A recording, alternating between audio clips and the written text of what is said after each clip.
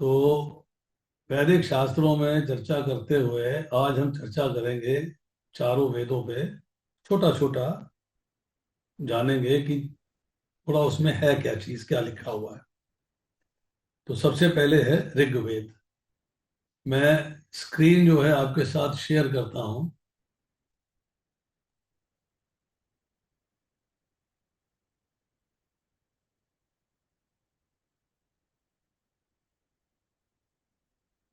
अभी स्क्रीन दिखाई दे रही है आपको? जी प्रभु जी। जी दिखाई दे रही है। यस यस प्रभु जी। Can you see? यस प्रभु जी। यस प्रभु जी दिख रही है।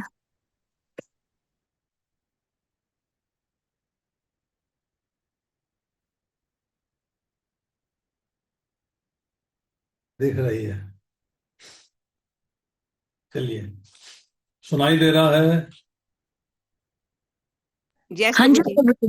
जी दे प्रभु जी, सुनाई दे रहा है प्रभु जी। दिखाई भी दे रहा है, सुनाई भी दे रहा है।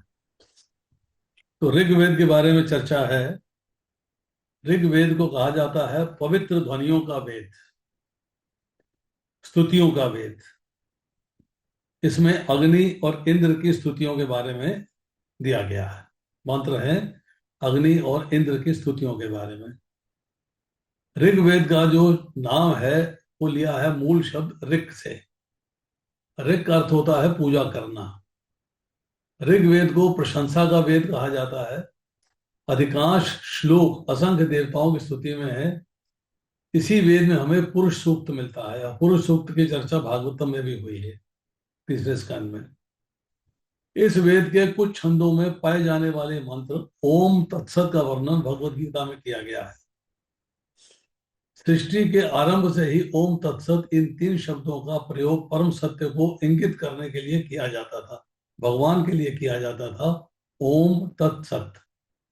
इन तीन प्रतीकात्मक प्रस्तुतियों का उपयोग ब्राह्मणों द्वारा वेदों के भजनों का जप करते समय और सर्वोच्च की संतुष्टि के लिए बलिदानों के दौरान किया जाता था।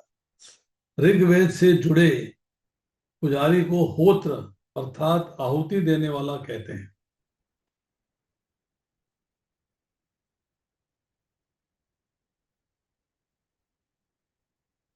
अब आती है चर्चा कि अगर हम देखें तो वेदों का जो ज्ञान है वो हमें भगवत गीता से भी मिलता है और भागवत से भी मिलता है। दोनों जगह से हमें प्राप्त होता है। मतलब वेदों के ज्ञान को उन दोनों ज्ञानों के अंदर जो है मिलाया गया है, उसके अंदर दिया गया है, जिससे कि हम कहते हैं भगवत गीता में सब समस्त ज्ञान है। तो समस्त ज्ञान का मतलब है भगवत गीता के अंदर वेदों का भी ज्ञान है। वेदों के ज्ञान के बारे में भी चर्चा होती है। अब देखिए, अच्छा नहीं है तो फिर मैं सेवा के लिए है तो लेके आ जाएगा। कौन बोल रहा है? हाँ हाँ हाँ। बस ठीक है वही। महावीर चौधरी जी, ऑडियो बंद रखा करो वरना निकाल दूंगा आपको क्लास से आउट कर दूंगा। एक प्रोग्राम चालू हो गया है, देख रहे हैं ये यूट्यूब का जूम पर। जूम पर कथा चालू हो गया है अपना ग्रुप में।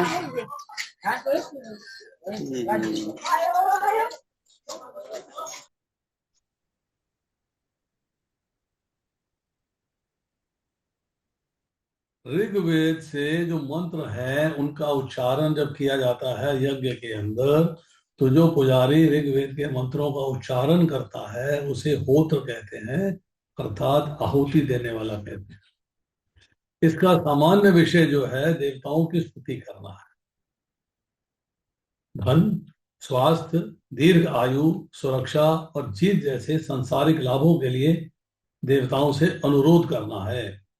भजनों में इंद्र और अग्नि को विशेष पसंदीदा माना गया है, लेकिन 31 अन्य देवताओं का भी उल्लेख किया गया है।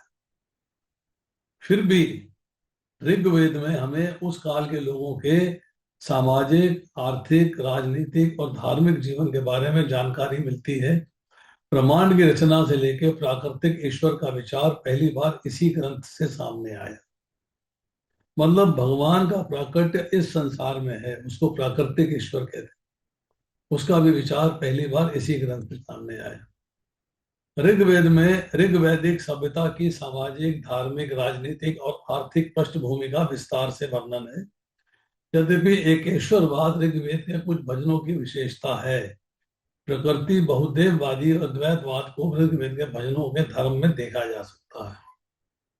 पर ऋग्वेद में जो है एक ही ईश्वर है। एकेश्वर मतलब एक ही भगवान है और कोई नहीं, उसके बारे में है चर्चा। और प्रकृतिवादी बहुदेववाद मतलब जो बहुत सारे देवता हैं उनके बारे में भी चर्चा है।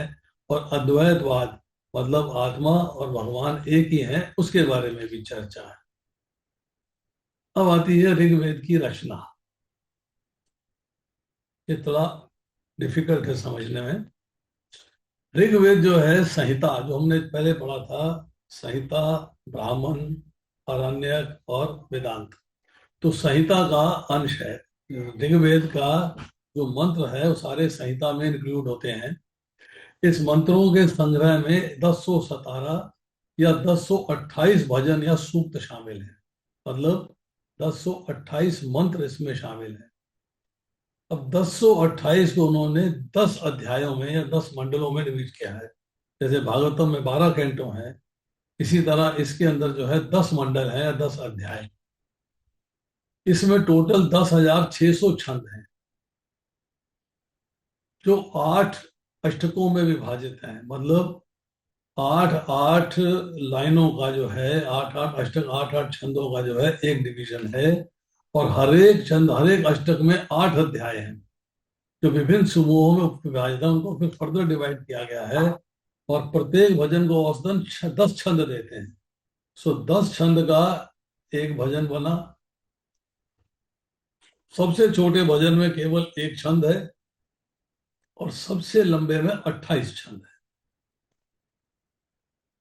यद्यपि रोमन अक्षरों में गद्य की तरह लगातार मुद्रित किया जाए तो संहिता पाठ 33 पंक्तियों के लगभग 600 पृष्ठों का एक अष्टक खंड भर देगा। इतना बड़ा डिवीजन हो जाएगा। 600 पेजेस में एक अष्टक बनेगा। भजन कई लेखकों या दृष्टाओं की रचनाएं हैं जिन्हें ऋषि कहा जाता है। 7 प्राथमिक निष्ठाओं की पहचान की गई है: अत्रि, कण्व, वशिष्ठ, विश्वामित्र, जमदग्नि, गौतम और भारद्वाज। अब जब हम आयुर्वेद पढ़ते हैं वो ऋग्वेद का एक उपवेद है। वो ऋग्वेद का एक उपवेद है। अब आती है चर्चा इसके बाद सामवेद की। साम, साम आया है मूल शब्द सामन से।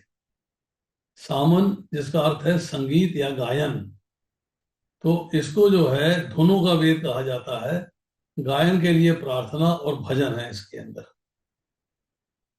सामवेद के अंदर 1549 सूक्त हैं और इन सूक्तों में से अधिकांश ऋग्वेद से लिए गए हैं, लेकिन सामवेद में उन्हें संगीत में अर्थ प्राप्त कर लिया। यजुर्वेद से निकले हैं ऋग्वेद, अथर्ववेद, परंतु ऋग्वेद से फिर निकला है सामवेद। सामवेद विशुद्ध रूप से धुनों, सामन का एक धार्मिक संग्रह है। सामवेद में संगीत, नोट्स के रूप में उपयोग किए जाने वाले भजन पूरी तरह से ऋग्वेद से लिए गए थे। उनका अपना कोई विशिष्ट पाठ नहीं है। अब दूसरी वैरायटी के पुजारी, वहां होता होत्र, यहाँ पे है उद्गात्र। उद्गात्र पुजारी जो हैं वो कहे जाने वाले ब्राह्मणों के एक पंथ द्वारा सोम बलिदान के समय गाया जाता है। इन महत्वपूर्ण यज्ञों के प्रदर्शन के दौरान सोम पौधे के रस को साफ करके दूध और अन्य सामग्री के साथ मिला के विभिन्न देवताओं को अर्पित किया जाता था। अब सोम पौधा क्या है? रसेंद्र चूड़ामणि में, आयुर्वेदिक की किताब है रसेंद्र चूड़ामणि, उसमें जो है सोम के बारे में चर्चा आती है कि एक बेल है जिसका नाम है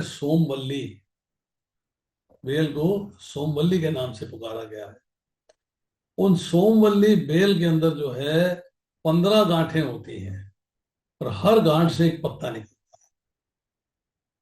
ये 15 गांठें जो हैं, ये जब चंद्रमा की कलाएं होती हैं, पूर्णिमा से लेके जब अमावस आता है, मतलब चंद्रमा जो है एक दिन ब दिन कम होता चला जाता है, तो एक एक पत्ता झड़ता चला जाता है और अमावस के दिन जो है सारे पत्ते साफ हो जाते हैं। और जब अमावस से पूर्णिमा आती है तो एक एक पत्ता निकलता आता है और पूर्णिमा के दिन 15 के 15 पत्ते पूर्ण हो जाते हैं। वो जो सोमवल्ली है उसका पंचांग, उसकी जड़ है, उसका मूल है, उसका तना है, उसका फूल है, उसके पत्ते हैं, उन सब का जो है रस निकाला जाता है और उसको साफ करके दूध और अन्य सामग्री मिला के मंत्राभिषिक्त करके मंत्रों के द्वारा उसे देवताओं को अर्पित किया जाता है। उसे सोम रस कहते हैं। ऋग जो अभी हम पढ़ रहे हैं सामवेद, सामवेद का संग्रह भजनों, भजनों के अंशों और अलग अलग छंदों से बना है और ये सारे के सारे मुख्य रूप से ऋग्वेद से लिए गए हैं, जिन्हें धार्मिक समारोहों के अनुरूप उनके मूल क्रम में संदर्भ के बिना स्थानांतरित और पुनः व्यवस्थित किया गया है, जिसमें उन्हें नियोजित किया जाना था। उसके डिविजन्स किए, खंड बनाए और पोर्शंस बना के उसको रख दिया, लिख दिया। अब देखिए, जैसे हमने पहले पढ़ा था कि सामवेद के अंदर जो है इसको 12 शाखाएं हैं और इसकी जिम्मेदारी दी थी जैमिनी ऋषि को। तो 1130 ब्रांचेस हैं टोटल वेदों के अंदर। इसमें सामवेद में 1000 ब्रांचेस हैं और सामवेद का उच्चारण उद्गात्र पुजारियों मंत्रकर्ता द्वारा किया जाता है। मंत्रों के इस वेद में ऋग्वेद से आए भजन शामिल हैं, हालांकि इनका उच्चारण अलग अलग तरीके से किया जाता है। सोमयज्ञ के दौरान सामवेद का जाप किया जाता है।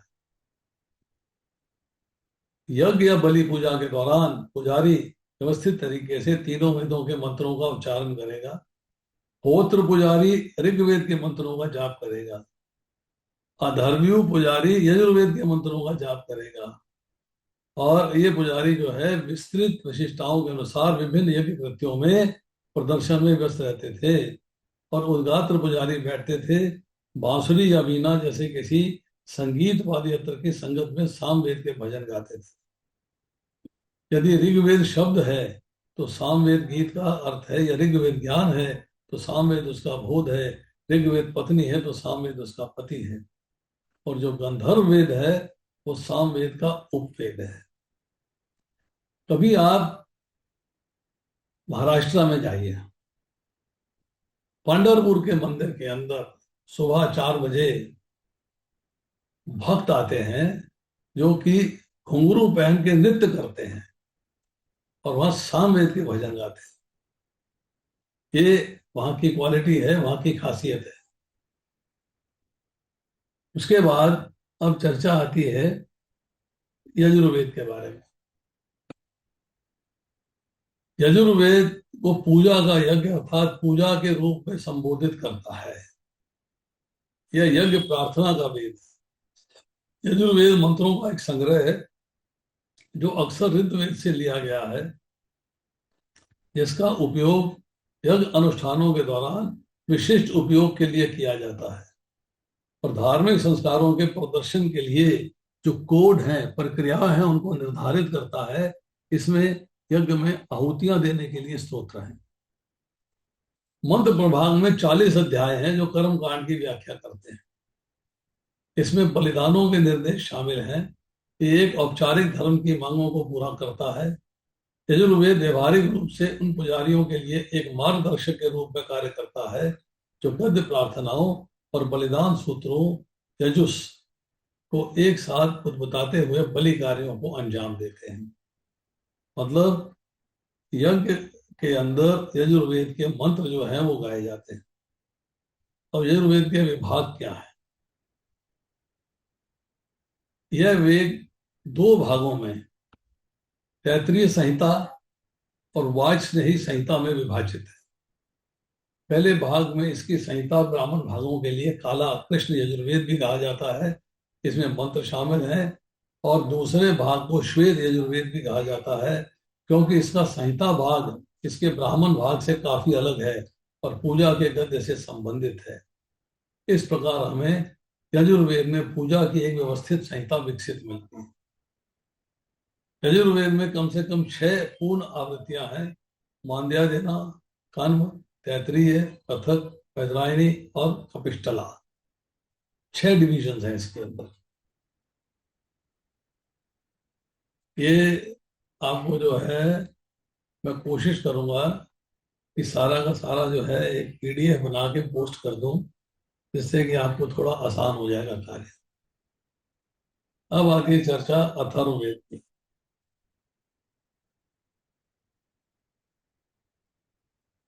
उत्तर वैदिक काल में अथर्ववेद को चौथे वेद के रूप में मान्यता मिली।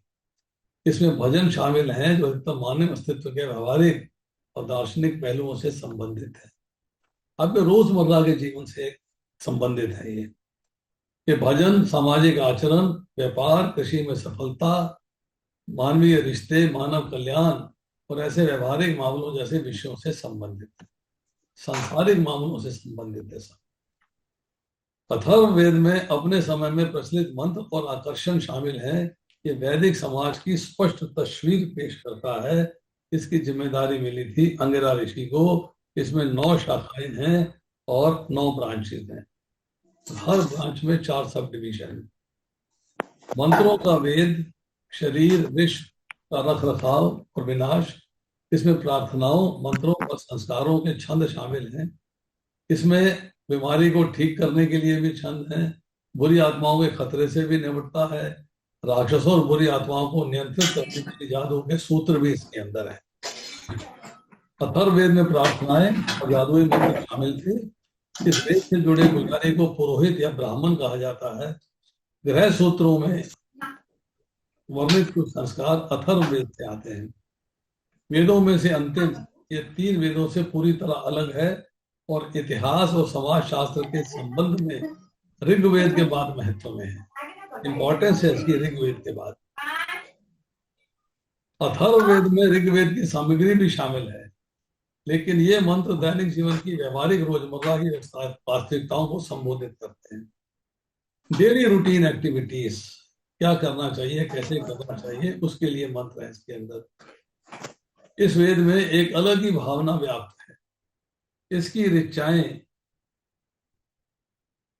ऋचाएं वेद से भी अधिक विविधतापूर्ण है, मतलब वेराइड है, मतलब अलग अलग वैरायटी की हैं और भाषा में भी सरल हैं। वस्तुतः अनेक विद्वान इसे वेदों के भाग ही नहीं मानते, क्योंकि ये बाद में आया है, इसलिए इसको वेदों का भाग नहीं मानते। अब आती है इसके बाद चर्चा, 4 वेद हुए। अब आती है उपवेद। उपवेद ऐसे ग्रंथ हैं जो कि वेदों में से निकले हैं, इन्हें उपवेद माना जाता है। ये भी 4 प्रकार के ग्रंथ हैं: आयुर्वेद या चिकित्सा या स्वास्थ्य का विज्ञान। आयुर्वेद के कुछ प्रसिद्ध टीकाकार इसे ऋग्वेद के उपवेद या अन्य अथर्ववेद के वेदांग के रूप में परिभाषित करते हैं।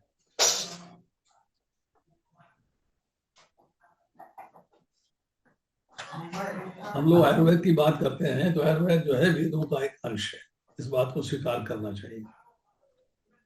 गंधर्व वेद या उपवेद या संगीत या कला का विज्ञान, इसकी उत्पत्ति सामवेद से हुई है। धनुर्वेद सैन्य विज्ञान का उपवेद, धनुर्वेद यजुर्वेद से उत्पन्न हुआ है। और स्थापत्य वेद, वेद या यांत्रिकी, वास्तुकला का विज्ञान अथर्ववेद से उत्पन्न हुआ है। कंस्ट्रक्शन कैसे है, वास्तुकला क्या है, यांत्रिकी क्या है, इसका ज्ञान जो है वो अथर्ववेद से उत्पन्न हुआ है। अब इसके बाद है वेदांग, वेदों के अंग। वेदांग ऐसे ग्रंथ हैं जिन्हें पूरक वेद माना जाता है। ये उपवेदों के बाद रचित वेदों के सदस्य हैं।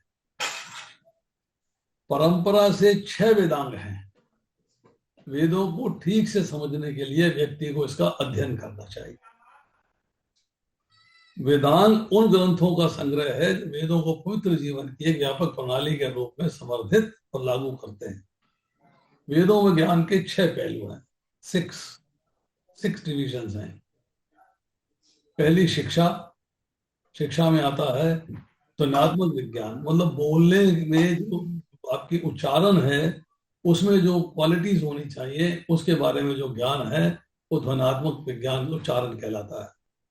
व्याकरण, प्रेजेंट, पास्ट एंड फ्यूचर, इसके बारे में चर्चा होती है। एडजेक्टिव क्या है, नाउन क्या है, प्रोनाउन क्या है, इन सब के बारे में, वर्ब क्या है, एडवर्ब क्या है, और सब के बारे में चर्चा व्याकरण भाग से संबंधित है। निरुक्ति, निरुक्ति का मतलब है प्रसंग अर्थात निर्णायक अर्थ।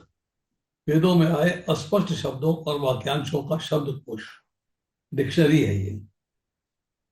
कैंडास, छंद और पद्म, ये जो है छंदों के बारे में चर्चा है, और छंद और पद्मों के पद्य कविताएं जो हैं उसके बारे में चर्चा है। उसके बाद है ज्योतिष वेदांग, मतलब पवित्र संस्कारों के लिए शुभ समय का वर्णन। ज्योतिष और जय महाराज के ग्रंथों के समय विज्ञान, खगोल विज्ञान को देखें। ये खगोल विज्ञान के हिंदू स्कूल को विस्तृत।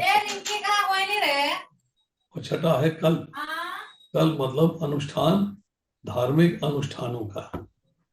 तो वेदों को वैदिक संस्कृति में लिखा गया था, एक ऐसी भाषा जिसे समझना काफी कठिन है।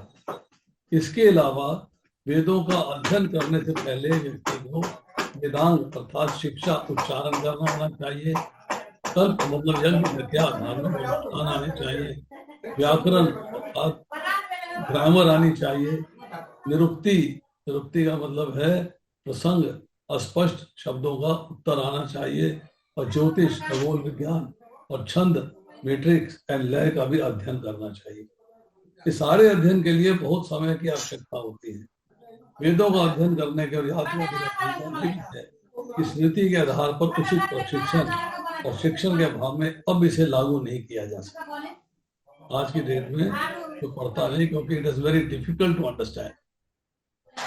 इसके बाद आती है चर्चा उपनिषद। उपनिषद के बारे में चर्चा आती है। इसकी मूल बेस समझ लें, मूल अवधारणा क्या है। उपनिषदों के अध्ययन को वेदांत कहा जाता है, क्योंकि वेदों का लास्ट पोर्शन है, चौथा पोर्शन है, इसको वेदों का अंत कहा जाता है। तो सामूहिक रूप से उपनिषदों को वेदांत अर्थात वेदों के अंत के रूप में। उपनिषद शब्द 3 शब्दों के मेल से बना है। उप, नि, सद। उप का अर्थ है निकट, नी का अर्थ है नीचे, और सद का अर्थ है बैठना। उपनिषद उपनिषद शब्द का अर्थ है वह जो शिक्षक के निकट बैठकर सीखा जाता है। शिष्य अपने गुरु के पास बैठा है तो उसे दिव्य ज्ञान की प्राप्ति होती है। उपनिषदों के पाठों को समझना अत्यंत कठिन है। उन्हें केवल आध्यात्मिक गुरु के निकट बैठकर ही सीखा जाता है। शिष्य अपने गुरु के पास बैठा है तब उसे दिव्य ज्ञान प्राप्त होता है। उपनिषदों के पाठों को समझना अत्यंत कठिन है। उन्हें केवल आध्यात्मिक गुरु के मार्गदर्शन में ही समझा जा सकता है। निर्विशेष ब्रह्म पर ध्यान पर जोर दें। उपनिषद में एक क्वालिटी है कि जितने भी उपनिषद हैं उनमें से मोस्टली उपनिषद जो हैं वो भगवान के निराकार और निर्गुण रूप स्वरूप के बारे में चर्चा करते हैं। और चर्चा करते जैसे जैसे उपनिषद एडवांस होते जाते हैं तो वैसे वैसे जो है भगवान के सगुण और साकार रूप की संस्तुति की जाती है। तो इस बात से इनकार ना करें कि परम सत्य का व्यक्तित्व होता है। हालांकि उपनिषद में बिगिनिंग जो है निर्विशेष ब्रह्म से होती है, परंतु बाद में जो है परम सत्य के व्यक्तित्व को स्वीकार करते हैं। उपनिषद भगवान के आध्यात्मिक व्यक्तित्व पर जोर देते हैं। निराकार रूप लिया है, परंतु उपनिषदों के अंदर ज्यादा जोर जो है वो भगवान के परम सत्य का होता है, अर्थात आध्यात्मिक व्यक्तित्व के बारे में चर्चा होती है। उपनिषद जन्म और मृत्यु से मुक्ति चाहने वालों को पूर्ण सत्य ब्राह्मण का दर्शन सिखाते हैं। They give you complete knowledge about कैसे आप जो है जन्म मृत्यु से मुक्ति प्राप्त कर सकते हैं। तो मैंने बात पहले कही थी, अब यहाँ पे रिपीट हो रही है कि पहले उपनिषद, प्रत्येक उपनिषद पहले परम ब्रह्म को निर्विशेष रूप में प्रस्तुत करता है, अंत में भगवान का व्यक्तिगत रूप सामने आता है। है सिरसा पंचरात्र में इसका उल्लेख है। 10वां पॉइंट है, क्योंकि उपनिषदों में कई स्पष्ट रूप से विरोधाभासी कथन, कॉन्ट्राडिक्टरी स्टेटमेंट्स हैं। महान ऋषि व्यासदेव, जिन्हें द्वैपायन के व्यासदेव, बादरायण के नाम से भी जाना जाता है, ने उपनिषद शिक्षाओं को वेदांत सूत्र या ब्रह्म सूत्र में व्यवस्थित किया। व्यास सूत्र संक्षिप्त है, पूर्ण विवरण के बिना उनका अर्थ समझना कठिन, वेदांत सूत्रों को समझना आसान नहीं। यहाँ तक कि भगवत गीता को भी उपनिषद के रूप में मान्यता दी गई है, वर्गीकृत किया गया है। सर्वोत्कृष्ट धार्मिक ग्रंथ के रूप में अत्यधिक आकर्षक और सार्वभौमिक रूप से स्वीकार्य है। उपनिषद वास्तव में वैदिक ग्रंथों का अभिन्न अंश है। प्रत्येक वेद के अंतिम भाग मंत्र, ब्राह्मण, आरण्यक, अन्य 3 का निर्माण करते हैं।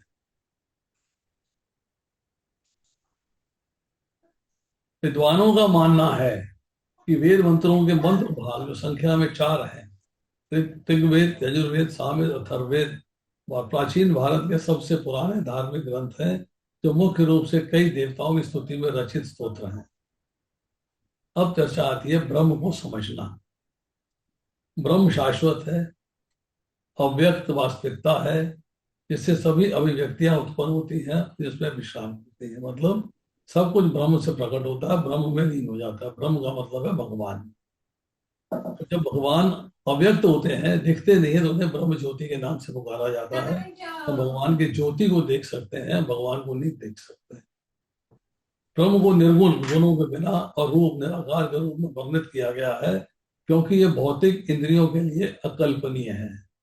आप इन्हें इंद्रियों से नहीं देख सकते, इसलिए इन्हें जो है अकल्पनीय पूर्ण सत्य के पास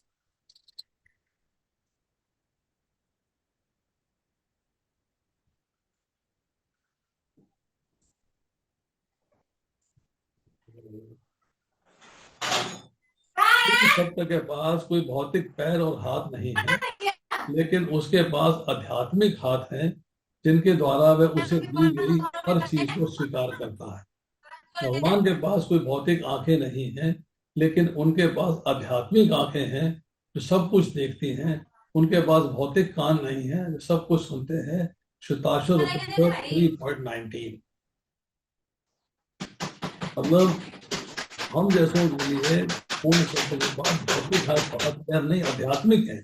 सब कुछ आध्यात्मिक है उनका। उनकी भौतिक आंखें नहीं, आध्यात्मिक आंखें हैं। भौतिक कान नहीं है, उनके आध्यात्मिक कान है। ब्राह्मण अबोधगम्य है, क्योंकि इसे अबोधगम्य नहीं बनाया जा सकता। हॉपकिंस, हिंदू धार्मिक परंपरा, पेज नंबर 39। जो ब्राह्मण पोर्शन है उपनिषदों का, वेदों का, उसको आप समझ नहीं सकते, उसको आप आराम से नहीं समझ सकते, इसलिए उसको जो है कठिनाई से समझा जा सकता है। अब उपनिषद और दर्शन, वेदांत और दर्शन की 6 डिविजन हैं। उपनिषद ब्राह्मणों के अंतिम भाग हैं और वैदिक शिक्षा के सार को स्थापित कर रहे हैं। उन्हें वेदांत कहा जाता है, जिसका अर्थ है वेदों का अंतिम भाग और साथ ही वैदिक ज्ञान का अंतिम निष्कर्ष। उपनिषद वेदांत दर्शन प्रणाली के सबसे प्रमुख प्राधिकारी हैं, जो बाद में समय के विभिन्न रूपों में विकसित हुए। बादरायण के वेदांत सूत्र इन उपनिषद कथनों की उचित व्याख्या से संबंधित है। बादरायण सूत्र में इनको समराइज कर दिया है, एक एक सूत्र में पूरे के पूरे उपनिषद का चैप्टर जो है एक्सप्लेन कर दिया गया। परम सत्य का उच्चतम ज्ञान उपनिषदों में सिखाया जाता है और इन्हें शाश्वत, सबसे आधिकारिक, अचूक रहस्यों उद्घाटन माना जाता है। भारतीय दर्शन के लगभग सभी विद्यालयों में किसी न किसी तरह से उपनिषदों से समृद्ध रूप से प्रेरणा दी है। यहाँ विद्यालय का मतलब है कि वो यूनिवर्सिटीज, वो ज्ञान, वो गुरुकुल जहाँ पर कि उपनिषदों का ज्ञान दिया जाता है, जहाँ बच्चों को जो है शिक्षा दी जाती है गुरु के माध्यम से। वहाँ बच्चा रहता है और उस गुरुकुल के अंदर जो उसमें फिर अलग अलग फिलॉसफी है, हर गुरु की अलग अलग फिलॉसफी है। कोई तैतरीय से चलता है, कोई श्वेताश्वोपनिषद से चलता है, कोई मुंडकोपनिषद से चलता है। तो ये उपनिषद प्रसिद्ध शिक्षकों द्वारा अपने अंतरंग शिक्षकों को सिखाए गए उत्कृष्ट विचारों के रूप में है। इनमें कुछ संवादों के रूप में है, समर्पित व्यक्ति द्वारा ब्रह्म के खोज के संघर्ष के साथ साथ उसकी असफलताओं और सफलताओं को भी चित्रित करते हैं। यदि कुछ उपनिषद एक संबंध विवरण देते हैं तो कुछ अन्य भटके हुए विचार प्रतीत होते हैं, उनको कॉन्ट्राडिक्शन आ जाती है। उनकी भाव भंगाओं में एक रहस्यमयी शक्तता होती है जो दिल में उतर जाती है। इनमें से कुछ बहुत सरल और संक्षिप्त है, साथ ही बहुत महत्वपूर्ण भी। इन सच्चाइयों को सत्य के गंभीर जिज्ञासुओं को अत्यंत गोपनीयता के साथ प्रदान करने का इरादा था। बने इसलिए थे कि जो सच्चे दिल से इसको ज्ञान प्राप्त करना चाहते हैं, जिज्ञासु हैं, उनको ये ज्ञान दिया जा सकता है। सच्चे धार्मिक लोगों के प्रति उनमें अपना आकर्षण होता है। हमारे पास उपलब्ध उपनिषदों की संख्या विशाल है। इनकी संख्या 200 से अधिक बताई गई है। 220 संख्या बताते हैं। जैसे 1917 में निर्णय सागर प्रेस के द्वारा 112 उपनिषद प्रकाशित किए गए। उपनिषद 108 उपनिषदों की एक सूची देता है, लेकिन सभी को प्राचीन नहीं माना जाता। उनमें से कुछ समय बाद के हैं। शिष्य उत्तराधिकार स्वीकृत 108 उपनिषद है। उनमें से निम्नलिखित को सर्वोच्च प्रमाणिक प्राचीन उपनिषद माना जाता है। या कुछ उपनिषदों की चर्चा हुई है, जैसे कि ईशोपनिषद, केन उपनिषद, कथा उपनिषद, मुंडक उपनिषद, मांडुक्य उपनिषद, तैत्तिरीय उपनिषद, ऐतरेय उपनिषद, छांदोग्य उपनिषद, बृहदारण्यक उपनिषद और श्वेताश्वर उपनिषद। इसके अलावा की श्वेताश्वर, महानारायणी, मैत्रेयानी को ध्यान में रखा जाता है, क्योंकि कई प्रारंभिक अधिकारियों द्वारा इनका उल्लेख किया गया है। ये विभिन्न वेदों संबंधित है, जैसा कि नीचे हम बता रहे हैं। ऋग्वेद में है ऐतरेय उपनिषद और कौशिकी उपनिषद। सामवेद में है केन उपनिषद और छांदोग्य उपनिषद। कृष्ण यजुर्वेद में है कठ उपनिषद और श्वेताश्वर उपनिषद और मैत्रेयी उपनिषद, महानारायणी उपनिषद और तैत्तिरीय उपनिषद। शुक्ल यजुर्वेद में है ईशावास्य उपनिषद, बृहदारण्यक उपनिषद। अथर्ववेद में है मुंडक उपनिषद, मांडुक्य उपनिषद और प्रश्न उपनिषद। उपनिषद का अर्थ है गुरु के पास बैठकर ज्ञान प्राप्त करना। ये परम सत्य के विषय पर आत्म साक्षात्कारी आत्माओं और छात्रों के बीच की बातचीत है। वेदों में दी गई ज्ञान की सभी महत्वपूर्ण प्रक्रियाओं और प्रथाओं, जिन्हें विद्या के रूप में जाना जाता है, कि दार्शनिक पहलुओं पर उपनिषदों में चर्चा की गई है। वेद का अर्थ है ज्ञान और अंत का अर्थ है अंत। तो उपनिषदों को वेदांत अर्थात ज्ञान का अंत कहा जाता है। उपनिषदों में वर्णन केवों हर चीज की भौतिक अवधारणा का निषेध है। भौतिक संसार के बारे में आकर्षण की बात नहीं है, यहां तक कि परमेश्वर तक का। यह ध्यान रखना बहुत महत्वपूर्ण है कि उपनिषदों में आध्यात्मिक, निरपेक्ष, पारलौकिक अवधारणा का कोई खंडन नहीं है। उपनिषदों का उद्देश्य भौतिक नामों, रूपों, गुणों और कार्यों से परे परम सत्य की व्यक्तिगत विशेषता को दार्शनिक रूप से स्थापित करना है। ये चर्चा हुई। इसके बाद हमारे पास और इसके बाद आते हैं कल्प सूत्र।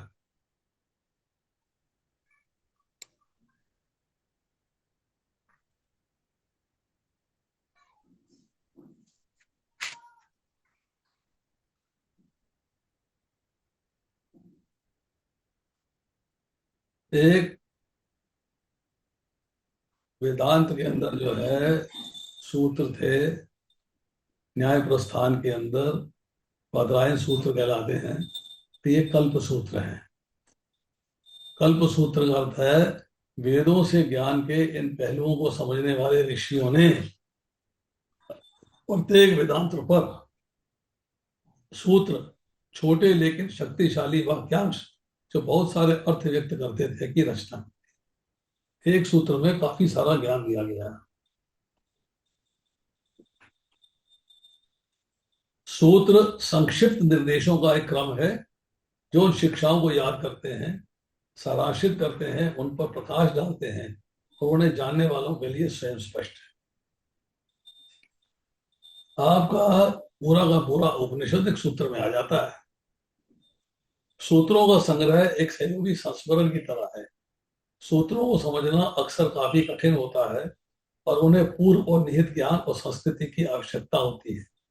यदि हमारे पास इस तरह के ज्ञान का अभाव है तो सूत्रों को समझना हमारे लिए कठिन साबित होगा। इनमें निर्देशों का एक संग्रह होना चाहिए जो कम से कम शब्दों में सभी ज्ञान का सार व्यक्त करता हो। इसे अपनी भाषाई प्रस्तुति में सार्वभौमिक रूप से लागू और दोष रहित होना चाहिए। मतलब एक manual of instructions in minimum words, जो ज्ञान जो है, जो नॉलेज है, उसकी समरी को प्रस्तुत कर दे और दोष रहित होना चाहिए और सब लोगों के लिए है। सूत्र को कभी कभी इस पूरक श्रेणी में शामिल किया जाता है कि कुछ हद तक ब्राह्मणों की तरह वैदिक अनुष्ठानों और यज्ञों से निपटते हैं।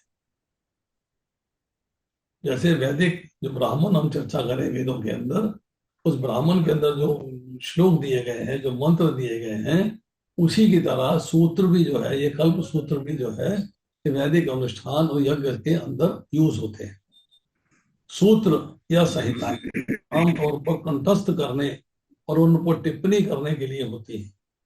उन्हें एक साथ एकत्रित करके शास्त्र का निर्माण किया जा सकता है। प्रायः शास्त्र एक प्रकट कार्य है जो कई विषयों से संबंधित है। मतलब आप कल्प सूत्र का पूरा शास्त्र निर्मित कर सकते हैं, तो कई विषय आ जाएंगे, कई सारी डिविजन्स हो जाएंगे। माधवाचार्य के अनुसार 4 वेद, महाभारत, मूल रामायण और पंचरात्र को शास्त्र या धर्म ग्रंथ कहा जाता है। जिन कार्यों का तात्पर्य समान होता है उन्हें भी शास्त्र माना जाता है। वातानुकूलित चेतना के विभिन्न स्तरों के अनुसार वेदों में विभिन्न गंतव्यों तक पहुंचने और इंद्रिय आनंद के विभिन्न मानकों का आनंद लेने के उद्देश्य से विभिन्न नियंत्रकों की पूजा के निर्देश हैं। मतलब आप जो है वेदों में जो आपको अलग अलग डिविजन्स दिए गए हैं, आपकी इंद्रिय के सेटिस्फैक्शन के लिए अलग अलग सात चीजें बताई गई हैं, उसका आनंद लेने के एम से आपको अलग अलग कंट्रोलर, अलग अलग देवताओं की पूजा करने के लिए निर्देश दिया गया है। तो कल्प सूत्र के अंदर 4 श्रेणियां हैं। स्तोत्र सूत्र, सामूहिक बलिदानों, सार्वजनिक अनुष्ठानों, विभिन्न संस्कारों के लिए पुजारियों द्वारा किए जाने वाले समारोह का विवरण। श्रोत्र नहीं है, श्रोत है, श्रोत सूत्र, जो आप यज्ञ करते हो, हवन करते हो, पूजा पाठ करते हो, बलिदान देते हो, ये विभिन्न संस्कार जो है उसके बारे में इसका विवरण है। गृह सूत्र, पारिवारिक अनुष्ठान, घरेलू संस्कार के लिए गृह स्वामियों द्वारा किए जाने वाले घरेलू बलिदानों और संस्कारों से संबंधित है। हरे कृष्णा प्रभु जी, सॉरी फॉर डिस्टर्ब यू। ये महावीर जी का ऑडियो ऑन है, कुछ समझ नहीं आ रहा प्रभु जी। पता ये पीछे घंटी बज रही है। जी प्रभु जी, ये महावीर जी का ऑडियो ऑन है ना, उन्हीं की डिस्टरबेंस बहुत आ रही है, काफी देर से हो रही है। बट मैं आपको बोल नहीं पा रही थी बीच में क्योंकि आप क्लास ले रहे हो, लेकिन हमें कुछ समझ ही नहीं आ रहा है। ये घंटियां बज रही हैं, कभी कुछ हो रहा है। महावीर जी का ऑडियो काफी देर से ऑन है प्रभु जी। चलिए, मैं आपसे बाद में एक बात करूंगा। I talk to you after that. एक बड़ी अच्छी बात करूंगा आपसे। हमने कल्प सूत्र के बारे में चर्चा करी कि कल्प सूत्र जो है वेदों में जो ज्ञान दिया गया हुआ है उसके बेसिस को समझाने के लिए ऋषियों ने प्रत्येक वेद के अंग पे एक छोटे छोटे वाक्य तैयार कर दिए। उनको सूत्र कहते हैं, फॉर्मूलाज सूत्र कहते हैं। तो एक फार्मूला जो है बहुत सारे मीनिंग्स बताता है। सूत्र जो है इंस्ट्रक्शंस का एक मैनुअल है जो उन शिक्षाओं को याद करते हैं जो हमने पहले पढ़ी है वेदों में और वेदों के अंगों में। सूत्रों को समझना बड़ा कठिन है, उसके लिए आपको जो है गुरु की आवश्यकता है। अगर ज्ञान का अभाव है तो आप सूत्र नहीं समझ पाएंगे। सूत्र जो है उसको जो ब्राह्मण पोर्शन था वेदों का, उसमें जो मंत्र दिए गए थे उसी के तरीके से ये भी सूत्र जो है ये वैदिक अनुष्ठान और यज्ञों में इस्तेमाल किए जाते हैं। अब इन सूत्रों को कलेक्ट करके एक शास्त्र का निर्माण किया जा सकता है। माधवाचार्य के अनुसार 4 वेद, महाभारत, मूल रामायण, पंचरात्र को भी शास्त्र या धर्म ग्रंथ कहा जाता है, क्योंकि जिनका तात्पर्य समान होता है उन सभी को शास्त्र कहते हैं। अब सूत्रों की 4 श्रेणियां हैं। एक है श्रौत। श्रौत का अर्थ यह है कि कलेक्टिवली आप यज्ञ कर रहे हो, कलेक्टिवली सार्वजनिक अनुष्ठान कर रहे हो, कलेक्टिवली विभिन्न संस्कार कर रहे हो, तो उसमें जो पुजारी करते हैं कार्य, उसमें जो मंत्र यूज होते हैं उनको शायद श्रौत सूत्र कहते हैं। अब आप अकेले में करते हो, परिवार के लिए, अपने घर के लिए, घरेलू संस्कारों के लिए, तो वो जो घरेलू बलिदानों संस्कारों से संबंधित है उन्हें गृह सूत्र कहा जाता है। और गृह सूत्रों में अशुलायन और सांख्यायन गृह सूत्र ऋग्वेद का हिस्सा है। ये ऋषियों के नाम है, जो उन्होंने इनको जो है मोटिवेट किया है, उन्होंने इनको प्रोपिगेट किया है। मानव आप स्तंभ, हिरण्यकेशी और वैखानस गृह सूत्र, खाले यजुर्वेद का पात्र है, ये भी ऋषियों के नाम है। इन्होंने जिन सूत्रों का संकलन किया है वो कृष्ण यजुर्वेद के हिस्से हैं। और कात्यायन है, यहाँ पे कात्यायन गृह सूत्र यजुर्वेद का हिस्सा है, जो कात्यायन ऋषि ने किया है। खदरा, गोविला, गौतम ये भी ऋषियों के नाम हैं। इन्होंने जो सूत्र संकलित किए हैं वो सामवेद से संबंधित है। और फिर है धर्म सूत्र। धर्म मतलब है प्रथागत कानून, प्रथाएं, जो आपके समाज के अंदर प्रथाएं चल रही हैं, आपके रोजमर्रा के कर्तव्य और धार्मिक कानून, इनके बारे में जो ज्ञान देते हैं वो धर्म सूत्र कहलाते हैं। और शुल्ब सूत्र है यज्ञ, अग्निस्थानों, वेदियों आदि के निर्माण से संबंधित। यज्ञ वेदी का निर्माण कैसे करना चाहिए, अग्निस्थान का निर्माण कैसे करना चाहिए। और उसके बाद है यक्ष का निर्कुट। ये नाम नहीं समझ में आएगा आपको। एक पाणिनि की अष्टाध्यायी है, जिसको व्याकरण का बिगिनिंग कहा जाता है। वो संस्कृत व्याकरण की पुस्तक है। जब गुरुकुल में पढ़ते थे तो सबसे पहले पाणिनि की अष्टाध्यायी बताते थे, 8 अध्याय है उसके अंदर। अब पाणिनि का ग्रंथ पढ़िए व्याकरण पढ़ने के लिए, तो स्टूडेंट की बिगिनिंग जो है पाणिनि से होती थी। इसके अलावा काम सूत्र जो है कामुक सुखों का विवरण देता है, उसके बारे में चर्चा करते। इसके बाद आगे करेंगे अगली बार धर्मशास्त्र, तंत्र शास्त्र, आगमा, इतिहास, पुराण, पुराणों के विभिन्न भाग, सात्विक पुराणों की श्रेष्ठता, पुराणों का विवरण। काफी लंबा टॉपिक है ये। अगर आप चाहेंगे तो आज हम 5 मिनट और है हमारे पास, 10 मिनट धर्मशास्त्र के बारे में चर्चा करके देख लेते हैं। एक ही पेज है, इसको कर सकते हैं हम। धर्मशास्त्र मतलब कानून, जो उस समय में कानून थे उनकी चर्चा हो रही है। एक है प्रथागत कानून और प्रथाएं, जो समाज में प्रथा मतलब जो आपकी कुल परंपरा में चीजें चलती आ रही है, समाज में चीजें चलती है, परंपराएं से जो बातें चलती आ रही है। हमारे प्रथा है कि हम जो है दिवाली सेलिब्रेट करते हैं, हमारे प्रथा हम दिवाली सेलिब्रेट नहीं करते हैं। हमारे प्रथा है हम दशहरे के अंदर रावण को नहीं जलाते हैं, हमारी प्रथा में रावण को जलाते हैं। तो इस तरह जो है इसके ऊपर जो है कई महत्वपूर्ण स्मृतियां अर्थात कानून की किताबें लिखी गई हैं, जो धर्म शास्त्रों का हिस्सा है। इनमें से कुछ इस प्रकार है। उसमें सबसे इंपॉर्टेंट स्मृति जो है वो है मनु स्मृति, जो स्वयंभू मनु द्वारा लिखी गई। मनु स्मृति धर्म शास्त्रों में सबसे अधिक व्याख्या करने वाली है।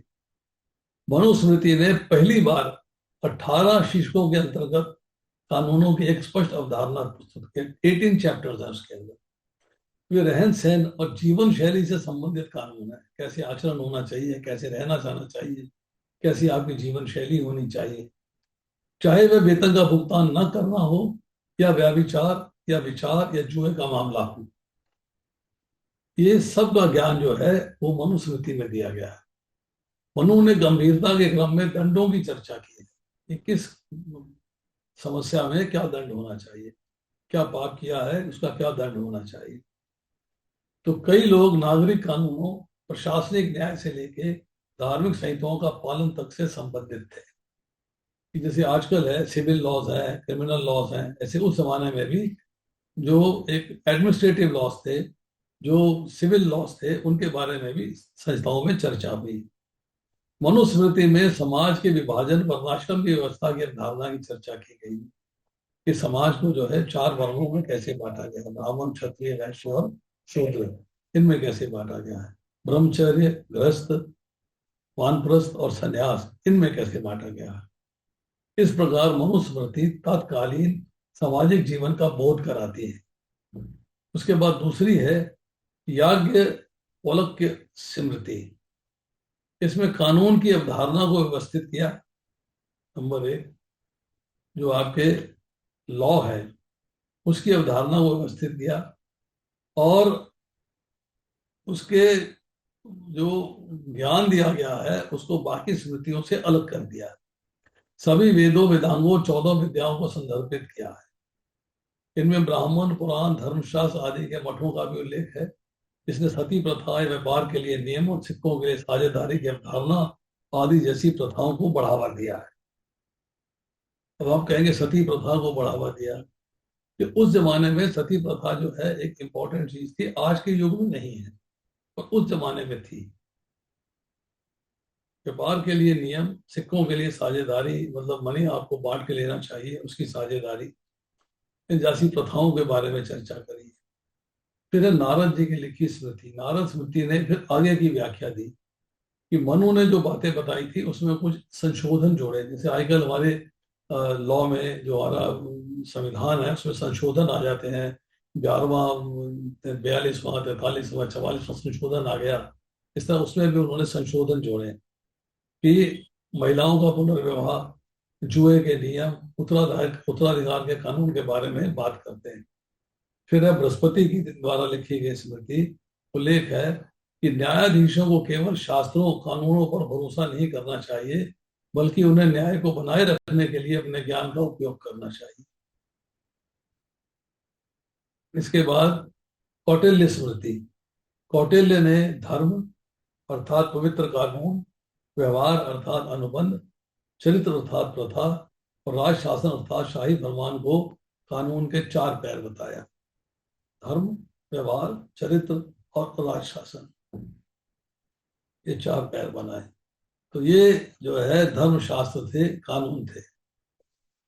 इसके बाद आज का हम लास्ट टॉपिक और कर लेते हैं। लास्ट टॉपिक में है तंत्र शास्त्र।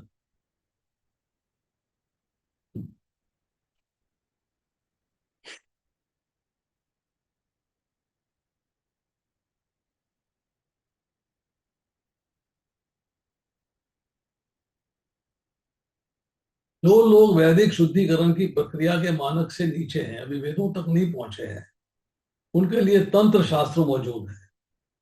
तंत्र शब्द का अर्थ है धागा, बुनाई, बनावट, जैसे कि तंत्र ज्ञान का संकलन कर रहे थे। तंत्र जो है पारंपरिक शिक्षाओं का विस्तार करते हैं। पारंपरिक शिक्षा जो परंपरा से प्राप्त हो रही है, ये पूजा के लिए आगम जैसे व्यवहारिक मार्गदर्शक हैं, जो चिंतन के बजाय अनुभव के लिए आमंत्रित करते हैं। You feel and then decide, सोच के नहीं, फील एंड देन डिसाइड। उन्हें व्यवहारिक रूप से लागू किया जाना चाहिए। दरअसल आगम और तंत्र शब्दों में बहुत कम अंतर है। दोनों केमोवश एक ही प्रकार के कार्यों को परिभाषित करते हैं, लेकिन ऐसा लगता है कि तंत्र शब्द ने आगम शब्द का स्थान ले लिया है। आगे आगम की चर्चा आएगी। इस प्रकार पंचरात्र विष्णुवाद का तांत्रिक रूप है। वृंदावन के 6 गोस्वामी के आध्यात्मिक वंशज दोनों मार्गों का पालन करते हैं, भगवद विधि और पंचरात्रिका विधि।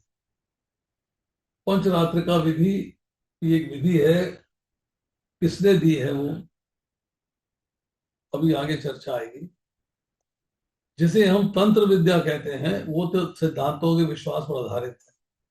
मर्दाना सिद्धांत जो शिवजी से जुड़ा हुआ है, और स्त्री सिद्धांत जो शक्ति से जुड़ा हुआ है, इन दोनों को एक दूसरे का पूरक माना जाता है।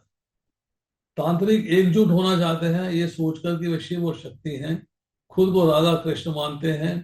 इनकी उत्पत्ति बंगाल के बौद्ध स्कूल से हुई, जो 8वीं और 12वीं शताब्दी के बीच अस्तित्व में था। बाउल्स इसी स्कूल से निकले हैं।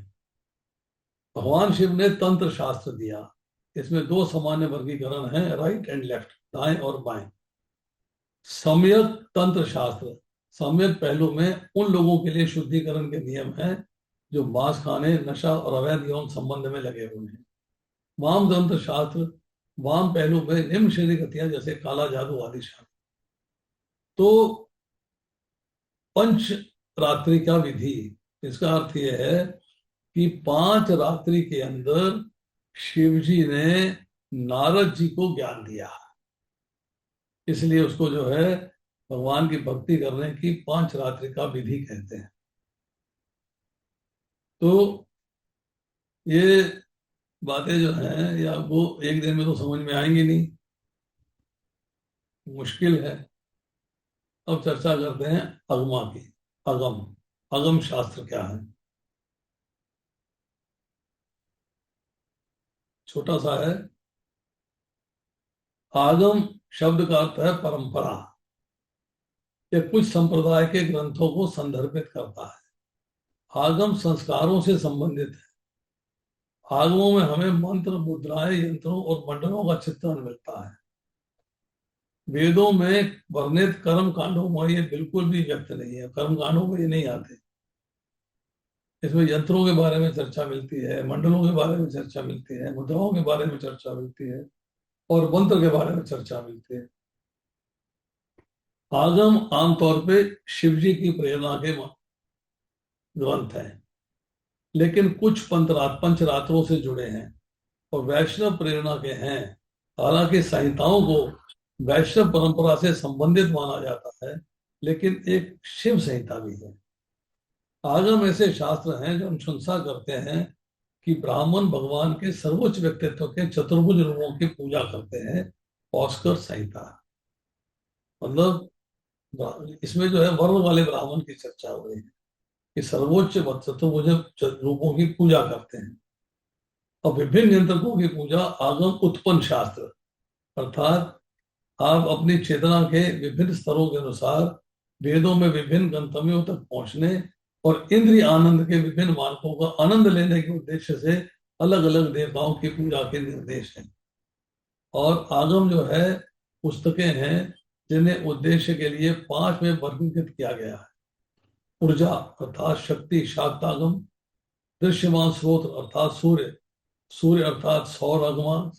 नियंत्रक अर्थात गणपति, गणपत्य आगम। विध्वंसक अर्थात शिव, शैव आगम। और परम स्रोत अर्थात विष्णु, वैखानस आगम।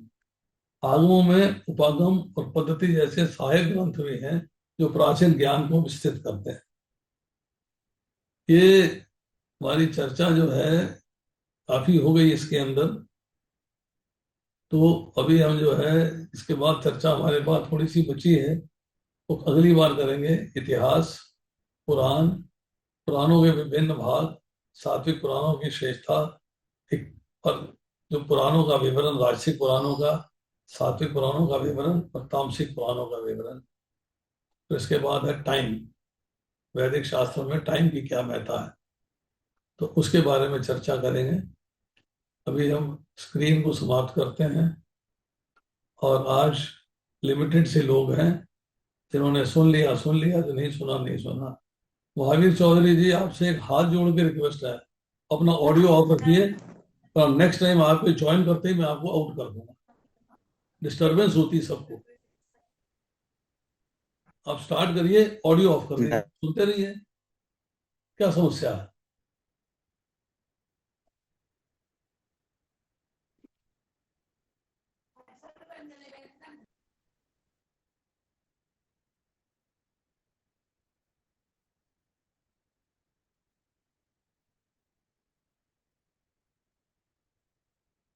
एक बात मैं यहाँ जो आज करना चाहता था,